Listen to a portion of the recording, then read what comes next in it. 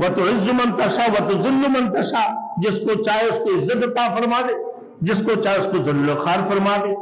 یہاں بھی اللہ نے اپنے نبی کو بڑی نذیر پر غالب کیا، اور وہ سب کچھ چھوڑ چھاڑ کر اپنے گھروں سے نکلنے پر مجبور ہو گئے۔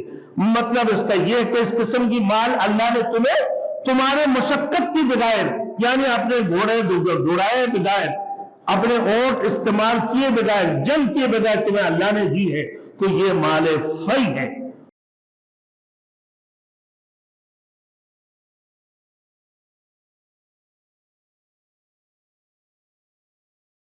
Thanks for watching. Don't forget to like, comment, share and subscribe to Maulana Habibullah Ruhani Official.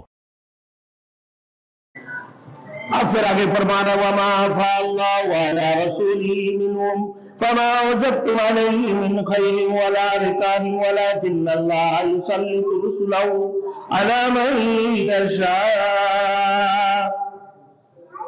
یہ مال فی کی تعریف میں نے جو آپ کو ابھی بتا دیا کہ ان یہودیوں کی اموال میں سے اللہ نے جو کچھ اپنے رسول پر لوٹا دیا ہے، جیسا کہ پہلے عرض کیا کہ اس مال میں زرعی زمینیں ہوتی ہیں، باغات ہوتی ہیں، قلعے ہوتی ہیں اور مکان وغیرہ تھے جو مسلمانوں کی قبضہ میں آئے۔ مورخین لکھتے کہ ان کے علاوہ 50 میرے دوستوں زر ہیں اور 345 اونٹ بھی مسلمانوں کو حاصل ہوئے۔ تو اللہ نے فرمایا کہ اس مال کی حصول کے لیے فما اوجفتم علیہ، یعنی آپ گھوڑے نہیں دوڑائے ہو، کیسے خلق من خیل ولا رکاب، تم نے کوئی گھوڑے اور اونٹ تو نہیں دوڑائے تھے، یعنی تم نے باقاعدہ جنگ کر کے یہ مال اور یہ سامان حاصل نہیں کیا، بلکہ یہودیوں کی ساتھ معاہدہ کی وجہ سے بغیر جنگ کی مل گیا ہے تمہیں۔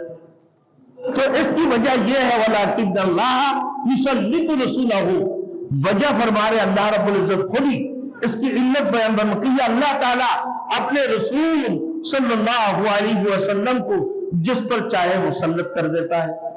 یہ اللہ کی مرضی، اللہ کی حکم ہے، اللہ جس کو چاہے اس کو بادشاہ بنا دے۔ وَتُعِزُّ مَن تَشَاءُ وَتُذِلُّ مَن تَشَاءُ، جس کو چاہے اس کو عزت عطا فرما دے، جس کو چاہے اس کو ذل و خوار فرما دے۔ یہاں بھی اللہ نے اپنے نبی کو بڑی نذیر پر غالب کیا، اور وہ سب کچھ چھوڑ چھاڑ کر اپنے گھروں سے نکلنے پر مجبور ہو گئے۔ مطلب اس کا یہ کہ اس قسم کی مال اللہ نے تمہیں تمہارے مشقت کی بغیر، یعنی اپنے گھوڑے دوڑائے بغیر، اپنے اونٹ استعمال کیے بغیر، جنگ کیے بغیر تمہیں اللہ نے دی ہے، تو یہ مال فی ہے۔ اب فرمانا کہ مال فی کو تقسیم اللہ نے اپنے نبی کی اختیار میں نہیں رکھی، مالکانہ حقوق نہیں ہے، یہ حاکمانہ ہے۔ امیر اس کو تقسیم کریں گے، حاکم اس کو تقسیم کریں گے۔ اللہ کا رسول اس مال میں سے اپنے ذاتی اخراجات اور خاندان والوں کو حصہ نکال کر کچھ محتاجوں پر بھی تقسیم کر دیتا، اور باقی مال عام مسلمانوں کی مصلحت کی خاطر استعمال ہوتا ہے۔ حضور صلی اللہ علیہ وسلم کی حیات مبارکہ کے بعد تقسیم کا یہ حکم، یہ حق مسلمانوں کی امیر یا مقررہ حاکم کو تفویض ہوتا ہے، اور جیسا کہ عرض کیا کہ حق حاکمانہ ہوتا ہے، یہ مالکانہ حق نہیں ہے۔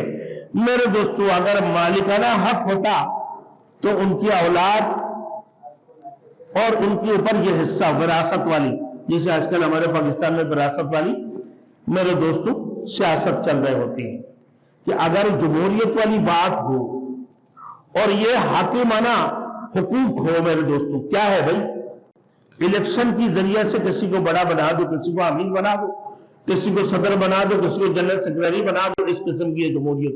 آج کل ہمارے تبلیغی جماعت میں بھی میرے دوستوں آپ نے سنے ہوں گے کہ بنگلہ دیش میں بڑے فتنے فسادات ہو رہا ہے۔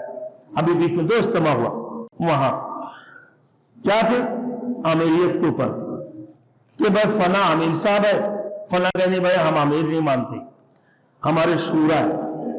شورا مطلب ہے 10 بندہ یا 8 بندہ ایک جگہ جمع ہو کر میرے دوستوں مشورے کریں گے، اس میں سے ایک امیر ہوں گے اور وہ امیر فیصلہ کریں گے، جس میں اکثریت کو دیکھیں گے اسی طرف وہ فیصلہ ہوگا۔ اب وہ اس بات کے اوپر 2 گروپ ہو گئے۔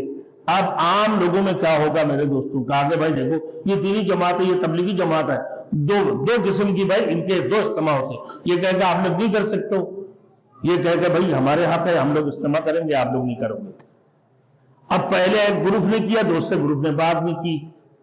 اب میرے دوستوں یہ اسلام کی بھی سمجھنے کی بات ہے میرے دوستوں کہ بھائی جب شورا ہے رسول مقبول صلی اللہ علیہ وسلم کے دور میں بھی میرے دوستوں اللہ کے رسول کی بات رسول مقبول صلی اللہ علیہ وسلم نے فرما دی، ابوبکر صدیق خلیفہ اول اور عمر فاروق رضی اللہ تعالیٰ عنہ خلیفہ ثانی، عثمان غنی رضی اللہ تعالیٰ عنہ خلیفہ ثالث، حضرت علی رضی اللہ تعالیٰ عنہ خلیفہ رابع بنے۔ اب میرے دوستوں پھر یہ جب خلیفہ کی نام آتے ہیں، آج کل شیطانوں نے میرے دوستوں آپ نے یوٹیوب کے اندر چھوڑے ہوئے ہیں کہ بھائی خلیفہ اول کون ہے، تو نعوذ باللہ غلام احمد قادیانی کے نام آتے ہیں۔ وجہ کیا ہے؟ سوشل میڈیا ہے، سوشل میڈیا کی وجہ سے۔ ارے سوشل میڈیا کی وجہ سے تو بھائی مسلمانوں کے بچے بچیاں تباہ اور برباد ہو رہے ہیں، اور پھر یہ سوشل میڈیا لوگوں کو گندا کر کے چھوڑے۔ تو آپ یہ کہہ سکتے ہو بھائی آپ بھی تو سوشل میڈیا میں جا رہے ہو۔ بھائی ہم ان غلطیوں کو پکڑنے کے لیے اب نے دو تین دن سے یہ باتیں چل رہا ہے، 1 منٹ باقی بتا دیتا ہوں۔ آپ نے سنا کوئی حق بابا حق امام حق خطیب کے نام سے آج سے 20-25 سال پہلے کی بات کر رہا ہوں، 92 کی بات، ایک مائی حجر نکل کر آیا، اپنے ہی کچھ لوگوں کو میرے دوستوں ہدیہ تحفہ دے کر، کچھ مال دے کر اندرونیشن کے اندر کہ تسبیح پانی میں ڈباتے ہیں، آنکھ میں لگاتے وہ نابینا صحیح ہو جاتی ہے۔ یہ شیطانیت ہے۔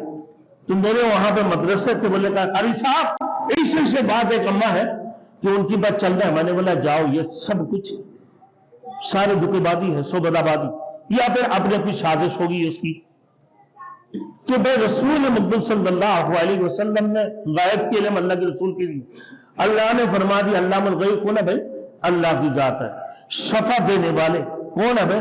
اللہ کی ذات ہے۔ بیمار کرنے والے کون ہے بھائی؟ اللہ کی ذات ہے۔ اللہ کی سوا کسی سے کچھ نہیں ہوتا۔ اب یہ بابا آنکھوں سے جو ہے نا پتھر نکالتی ہیں، منہ سے کیلے نکالتی ہیں، اور اس کی بعد سوئیاں نکال رہے ہوتی ہیں۔ میرے دوستو یہ کیا ہے؟ یہ شعبدہ بازی ہے۔ اب نے دیکھیں یہ ایک قسم کی شعبدہ بازی، لوگوں کو بیوقوف بنانا، لوگوں کو یہ کیا اللہ کی ولی ہے؟ اللہ کی ولیوں سے جو کرامات ثابت ہوتے ہیں وہ کبھی اپنے آپ کو ظاہر بھی نہیں کرتے ہیں۔ اللہ کے ولی ایسے حرکتیں نہیں کرتے ہیں۔ جو سچے اللہ کے ولی ہے ہمیشہ نماز میں، ہمیشہ اللہ کی تسبیح میں، ہمیشہ اللہ کی ذکر میں میرے دوستو وہ مائل رہتے ہیں کہ کبھی بھی ایسے حرکتیں نہیں کرتے ہیں۔ یہ شیطان اپنے آپ کو اللہ کے ولی ثابت کرنے کے لیے کیا کیا حرکتیں کرتے ہیں، شعبدہ بازی یہ حرکتیں۔ ایک بندہ آپ کے سامنے اڑنے لگے تو آپ کیا سمجھ جاؤ گے کہ بڑے اللہ والے ہیں؟ یہ بھی اس کی ایک قسم کی شعبدہ بازی ہے۔ حضرت خلیل احمد سہارنپوری رحمۃ اللہ علیہ کے پاس ایک جادوگر آیا اپنے کمالات دکھانے کے لیے۔ تو کیا بھائی اس نے زمین کے اوپر اپنے ہاتھ ماری اور زمین میں زلزلہ آ گئی۔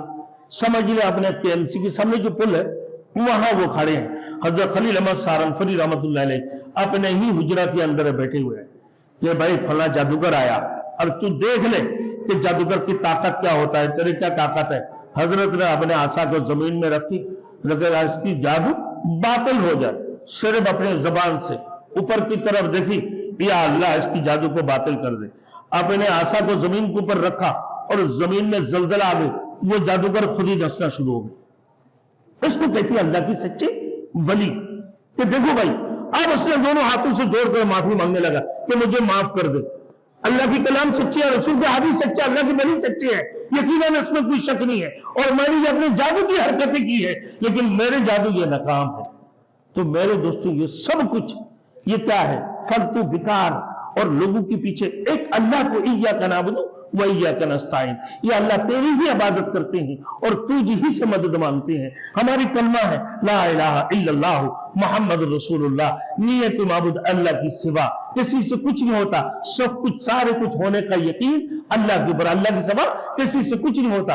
رسول مقبول صلی اللہ علیہ وسلم کے طریقہ کے اندر کامیابی، غیر کی طریقہ کے اندر ناکامی، اس بات کی یقین آ جانا یہ سچے مومن کی علامت ہے۔ اللہ ہم سب کو عمل کرنے کے توفیق عطا فرمائے۔ وآخر دعوانا ان الحمد للہ رب العالمین۔